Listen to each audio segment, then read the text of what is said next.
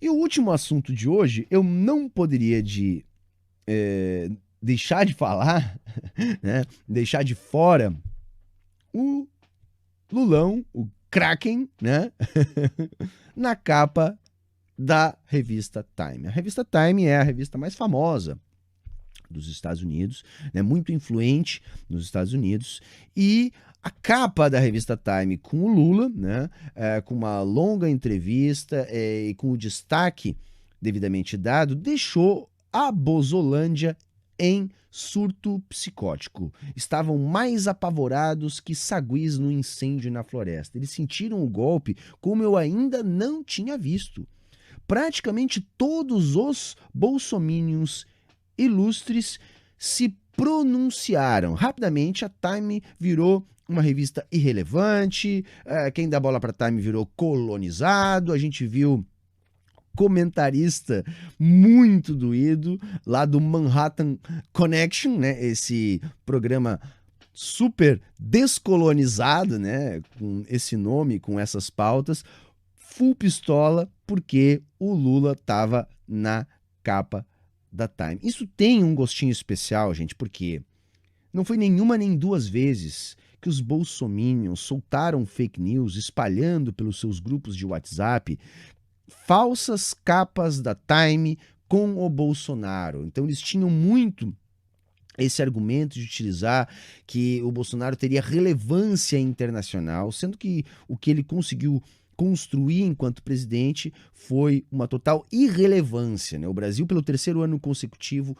não foi convidado para o G7, o Bolsonaro não participa de nenhuma articulação de peso no plano político internacional, não é convidado por nenhum chefe de Estado, é um verdadeiro par. Ele incinerou as nossas relações diplomáticas que, historicamente, dentro das democracias burguesas, o Brasil sempre teve um papel relevante, um papel interessante como um bom mediador. Essa é uma tradição bastante antiga nossa, não é nada de especial, nada demais, mas o Brasil conseguia ter algum trânsito. Pois bem, o Bolsonaro conseguiu enterrar isso.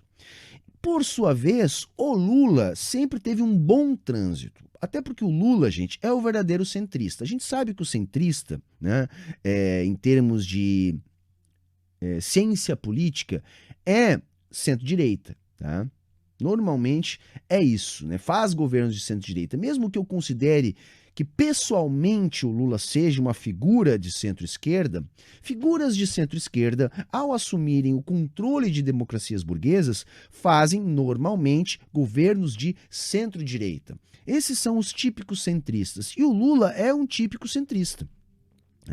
Tem um histórico mais ligado à esquerda, fundou um partido de esquerda, que se fortaleceu a partir de potentes movimentos populares cunhados lá no final da ditadura e no início dos anos 80, estou falando da CUT, do MST, né? Então o PT surge sim como uma força de esquerda, né? Visivelmente de esquerda, vai se abrandando ao longo do processo de crescimento, que também é normal para aqueles partidos que se estabelecem e não são partidos revolucionários. O PT ele não surge como uma força revolucionária, ele concatena interesses da classe trabalhadora que vinha saindo de uma ditadura civil-militar, de um fechamento de regime, e ele vai ser a voz que melhor canaliza esses sentimentos e consegue se constituir basicamente como o único partido grande de massas que nós temos no Brasil.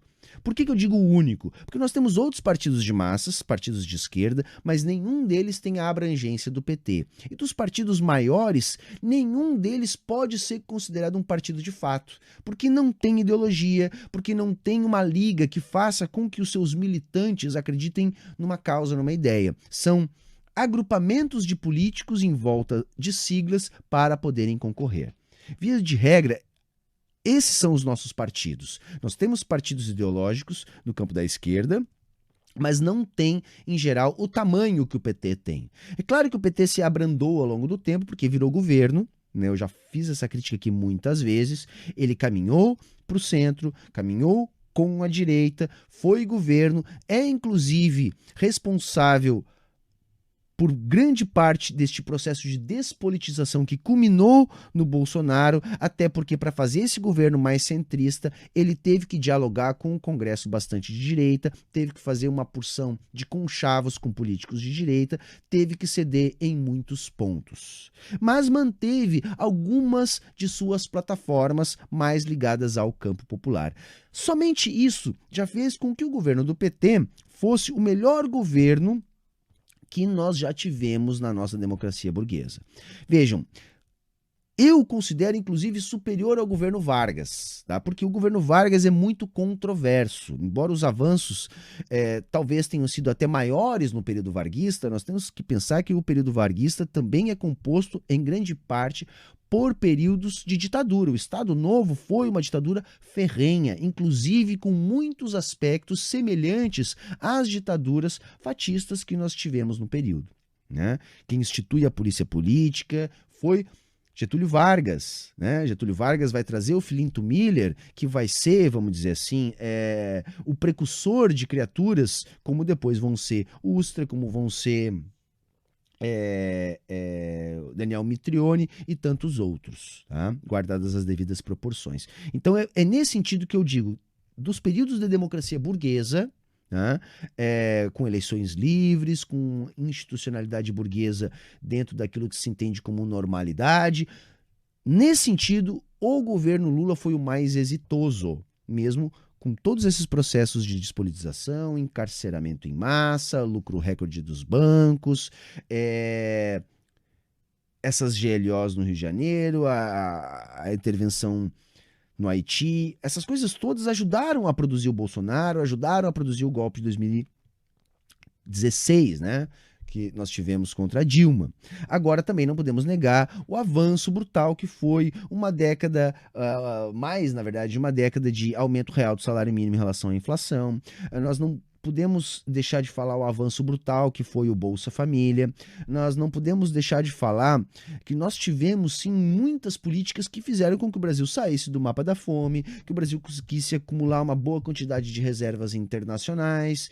Enfim, quando o Brasil estava crescendo, fazendo parte dos BRICS, até mesmo a nossa indústria, que a gente fala sempre que a gente precisa recuperar, vinha se recuperando. Não no ritmo que a gente gostaria, mas também vinha se recuperando.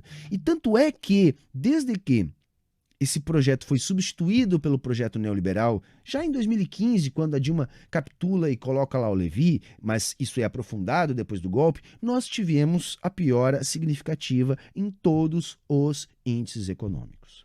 E para além disso, o Lula, enquanto presidente, também se mostrou algo que nós brasileiros já sabíamos. Ele é um bom articulador político.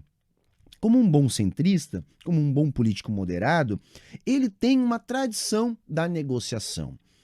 Ele fez isso no plano interno e fez habilmente no plano externo. E aqui eu vou dizer uma coisa que talvez alguns não concordem comigo, mas no plano externo, o PT está à esquerda, inclusive, de partidos que se reivindicam como esquerda radical no Brasil. Eu tenho muito mais problemas com a linha política do PT no plano interno do que no plano externo. O PT normalmente tem políticas mais acertadas, por exemplo, em relação à Venezuela, em relação a Cuba, em relação à China, né, na ideia de construção de um mundo multipolar. E a entrevista do Lula foi mais daquilo que o Lula já vem nos mostrando bem a sua cara de que quer fazer uma campanha com um tom de moderação, de apaziguamento. Eu tenho lá minhas dúvidas se esse é o melhor caminho, mas isso para mim está cada vez mais evidente. Outro ponto que me chamou a atenção foi o ponto onde Lula toca na questão do conflito na Ucrânia. Neste caso, mesmo com todas as limitações que nós sabemos do Lula, ele fez ali uma fala acertada. E o que a gente pode notar? Sempre que Lula faz uma fala acertada, seja ela qual for, a imprensa brasileira cai de pau em cima. E aí, tendencialmente, o Lula recua. Esse tipo de movimentação, primeiro, tem aí alguma coisa boa, que é o Lula é capaz de acertar, e ele faz, de vez em quando, falas acertadas que nos leva a pensar que talvez ele possa, sim, comungar de ideias que a gente acha que são fundamentais. Mas, ao mesmo tempo, quando a nossa mídia de massa pressiona e ele volta atrás, ele também dá um indicativo para a nossa burguesia, que ele está sim disposto a representar e a governar, articulando esses interesses com os interesses da classe trabalhadora, que é também uma marca do petismo. Quando ele recua em função da pressão, ele também manda um recado. Olha, estou aqui para também negociar com vocês. Eu escuto. Eu posso ser mais flexível. Eu posso atender os interesses de vocês. Me deixem participar do jogo. A fala do Lula em relação à guerra da Ucrânia, ela não foi perfeita. Eu teria críticas a acrescentar. Mas, em linhas gerais, não foi uma fala errada, não. O que ele disse foi que o Zelensky também é culpado pela guerra. Quem leu a entrevista como eu li, vai ver que o Lula, mais uma vez, criticou a invasão da Ucrânia pela Rússia. Entretanto, ele reclama da postura do Zelensky, que preferiu a guerra e depois o palanque do que a negociação. Ele coloca também a culpa nos Estados Unidos, na OTAN e também na União Europeia, falando que estes abriram mão de negociar. Ele, quando indagado em relação à OTAN, o que ele diz? Olha, mas os Estados Unidos poderiam ter interferido no sentido da Ucrânia não entrar para a OTAN e não entrar para a União Europeia.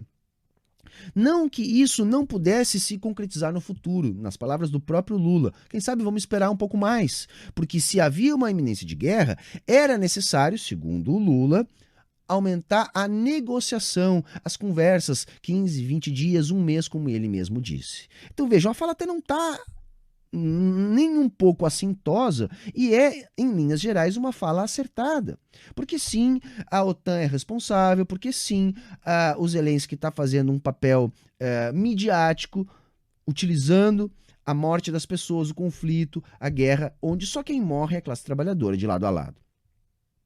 E aí, quando o Lula faz uma fala acertada, a nossa mídia, ela não dá bola, primeiro, para a grandeza do ato, do Lula sair na principal revista estadunidense, e eu depois quero fazer uns comentários em relação a isso também, e chamar a atenção para um ponto que é o ponto que diverge da narrativa dominante da nossa mídia de massa, que vem fazendo uma cobertura totalmente acrítica do conflito na Ucrânia, né?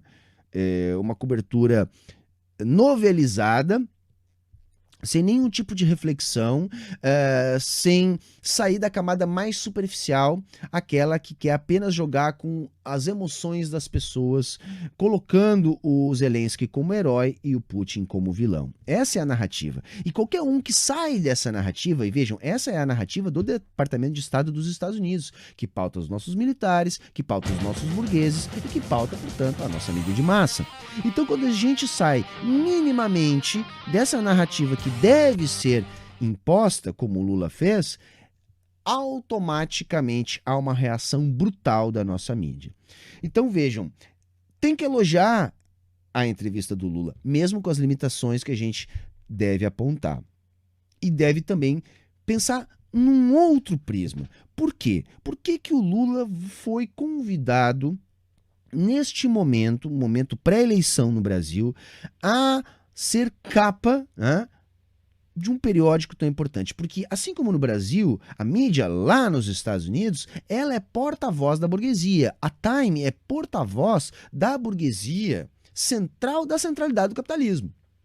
Então, quem paga a Time, quem sustenta a Time, quem faz a Time ter a abrangência, o alcance, o reconhecimento que tem, é a burguesia dos Estados Unidos. É o Estado dos Estados Unidos. São as lideranças dos Estados Unidos. E por que essas lideranças estão querendo saber do Lula? Gente, eu também já venho dizendo isso aqui há algum tempo. Nós tivemos um processo muito duro para derrubar Dilma e colocar Lula na cadeia, para abrir espaço para a reforma trabalhista, para a reforma da Previdência, para a privatização do pré-sal, para a privatização da Petrobras, para imposição do preço de paridade de importação, que tem distribuído centenas de bilhões aos acionistas, na sua maioria gringos, às custas da transferência da riqueza do trabalhador brasileiro, que paga esse absurdo nos combustíveis e no botijão de gás. Então, tudo o que foi feito no Brasil foi feito a serviço da centralidade do capitalismo para a imposição dessas medidas neoliberais, que estão implodindo a nossa economia, mas que estão aumentando a transferência da riqueza daqui para lá. E era esse o objetivo. Isso foi rigorosamente cumprido. A questão é que o ambiente político no Brasil ele está tensionado entre um grupo fatista, do Bolsonaro, e parte da nossa burguesia não está segura de que essa aventura personalista do Bolsonaro não pode acabar em algum momento também a prejudicando. Por exemplo, Bolsonaro apartou das fatias gordas do orçamento parte da nossa burguesia em detrimento de uma nova burguesia que sustenta esses canais de TV que ele prefere, que sustenta parte do agronegócio, parte da nossa dinâmica do mercado interno, muito bem representada, por exemplo, pelo velho da van. Então, alguns dos nossos burgueses têm receio que, em algum momento, esse personalismo, essa dificuldade de negociação com o Bolsonaro possa atrapalhar os seus negócios. Em linhas gerais, não está atrapalhando, não, tá?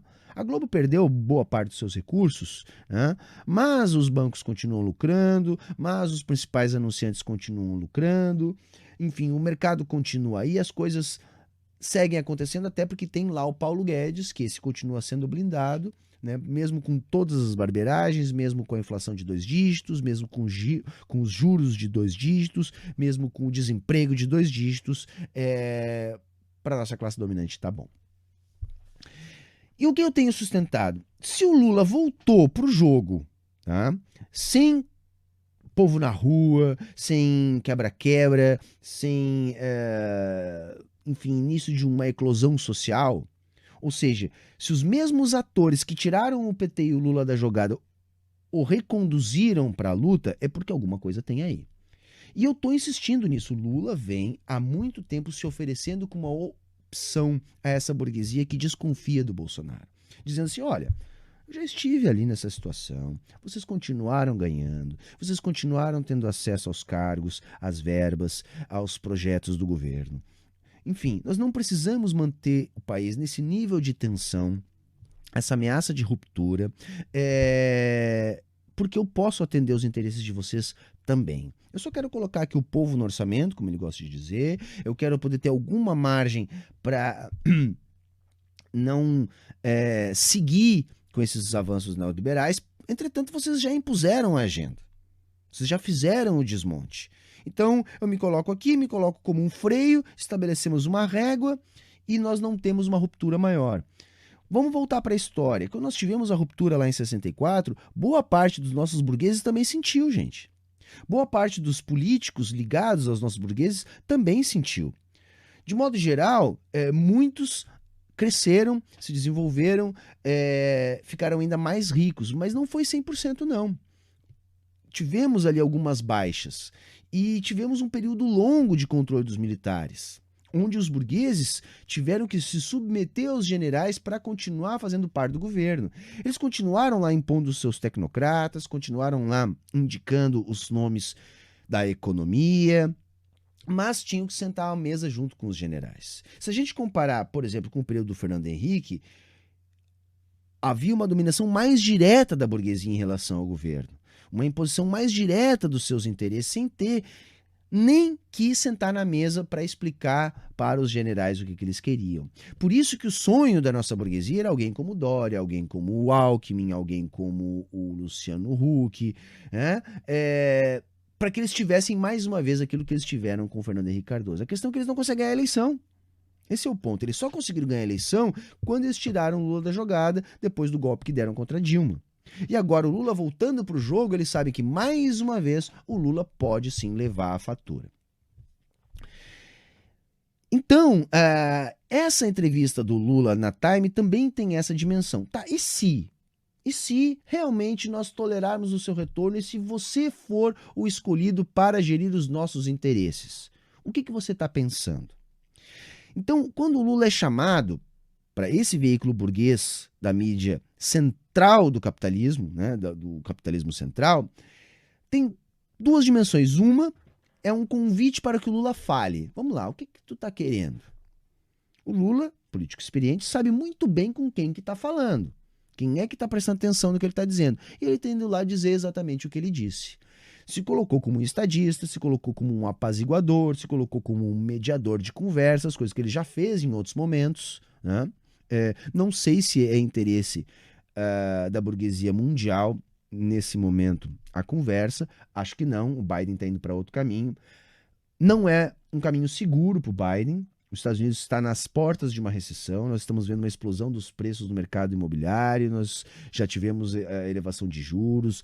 A inflação continua pressionada nos Estados Unidos. Pode vir uma nova rodada de aumento de juros.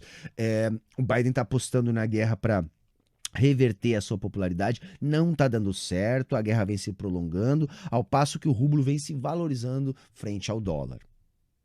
Então, pode estar se armando uma bomba e não sei se é interesse da centralidade que nós voltemos a um período de negociações, até porque a China está pedindo passagem e nós não sabemos exatamente qual vai ser a relação do Lula um eventual retorno à presidência nesse embate mundial que está se dando contra a China. O Lula, que abertamente é um cara que defende um mundo multipolar, é um cara que se apresenta como aquele que pode negociar tanto com o Putin, com o Xi Jinping, quanto com o Joe Biden. Então tem uma situação aí que primeiro é ouvir o Lula para saber se o discurso dele é palatável à burguesia central, se ele está bem enquadradinho mesmo, se pode ser ele o novo gestor dos interesses burgueses no Brasil. Tá?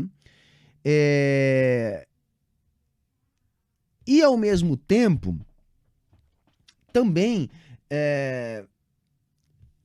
além de ouvir o que ele tem para dizer, também se pode colocar alguma pressão em relação a ele a partir do que ele disse, a partir das reações ao que ele disse e da maneira como essa entrevista pode ser eventualmente manipulada. Então, assim, gente, para encerrar nosso papo aqui, a gente poder ir para as perguntas, tá?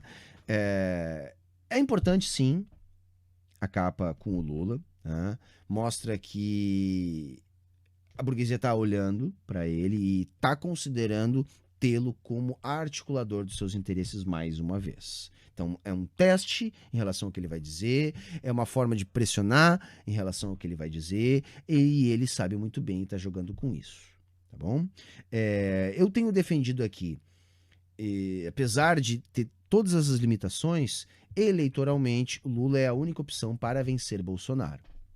É muito pouco mesmo, até porque o que eu acabei de sustentar um retorno do Lula seria o retorno de uma pessoa que vem para gerir os interesses da burguesia, né? Como um freio neoliberal, eu defendo que ele é sim um freio neoliberal, imagino que nenhuma grande reforma liberal deve ser aprovada, um eventual retorno do Lula. Só algumas outras pequenas coisas devem continuar avançando, como foram ao longo de todo o período que o Lula e a Dilma tiveram no governo. Nós tivemos avanços neoliberais também nesses períodos. E eu acredito que alguns avanços devam continuar acontecendo. Agora, reformas mais drásticas no sentido de aprofundar o neoliberalismo, eu acredito que não. Acho que o Lula serve como um freio liberal. Agora, o que está posto? O que está posto é o seguinte: Lula se coloca não como aquele que vai reverter tudo o que foi feito, mas que vai impor um limite. Daqui em diante, não muito mais. Agora vocês já fizeram o estrago. Deixe eu retornar, apaziguar o país, para que nós tenhamos um pouco de estabilidade, né? Até porque o Bolsonaro é instável, o Bolsonaro é personalista, o Bolsonaro flerta o tempo todo com uma ruptura institucional mais grave e há uma disputa de interesses entre as frações burguesas no sentido de entender se é realmente necessária essa ruptura mais grave ou não.